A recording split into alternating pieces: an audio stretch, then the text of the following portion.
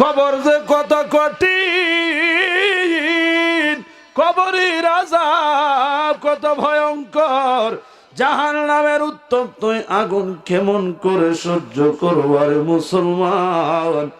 একটু কি আমার আল্লাহর কথা মনে পড়ে না? আমার আল্লাহর তো দয়ার সীমা নাই।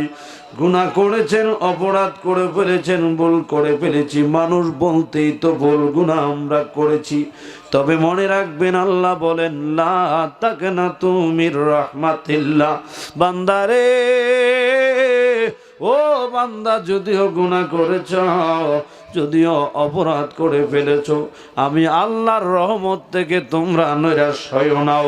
তাহলে বোঝা যায়, যদিও গুনাহ করেছি এখনো পর্যন্ত আমরা চাইলে আমার আল্লাহর রহমত কামনা করে ওই রহমত মাগফিরাত দ্বারাও আমাদের অর্জিত গুনাহগুলি মাফ করে নেওয়ার সুযোগ এখনো আছে, ঠিক কিনা? এই হায়াত যতদিন আছে, সুস্থ যতদিন আছেন, বেঁচে যতদিন আছেন, অতদিনেই সম্ভব ওই মাওলার কাছ থেকে গুনাহগুলি মাফ করে নেওয়ার। কিন্তু দমটা যখন বন্ধ হইয়া যাইব, আমলের দরজা বন্ধ, তওবার দরজা বন্ধ, সব কিছুর দরজা বন্ধ হইয়া যাইব। তাই বাবারা আমার, বন্ধুরা আমার, যেহেতু আজকেই কলাগাছিয়া উত্তরপাড়া নূরে মোহাম্মদ সাল্লাল্লাহু আলাইহি ওয়াসাল্লাম নতুন জামে মসজিদের কাজ উন্নয়নের উদ্যোগে আয়োজিত, যেহেতু আজকের আজিমুশান জলসা সাজানো হয়েছে, এলাকাবাসীর উদ্যোগে জান্নাতের বাগান সাজানো হয়েছে, একটা সুযোগ আমরা পেয়ে গেলাম।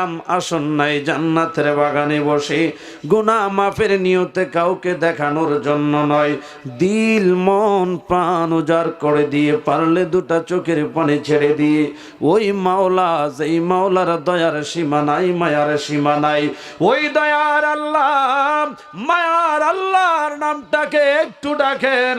ওই আল্লাহ নামের ভিতরে চক্ষুটা বন্ধ করে একটা ডুব দেন, একটু জবানটা খুলে এক টানে আওয়াজে জিকির করব। কলাগাছিয়ার মুসলমান, এখনো যারা রাস্তাঘাটি দোকানপাটে আল্লাহর ভয় যদি অন্তরে থাকে রে মুসলমান, আসো এই বেহেশতের বাগানে। এই বেহেশতের বাগানে যারা আসবো, আমার আল্লাহ এই মাহফিলের উসিলায় তাদের গুনাহ মাফ করে দিতে পারে। কথা বলুন ঠিক কিনা? এই জন্য জবানটা খুলে এক টানে আওয়াজে আমার আল্লাহরে ডাকুন, আল্লাহ আল্লাহ আল্লাহ আল্লাহ আল্লাহ আল্লাহ আল্লাহ।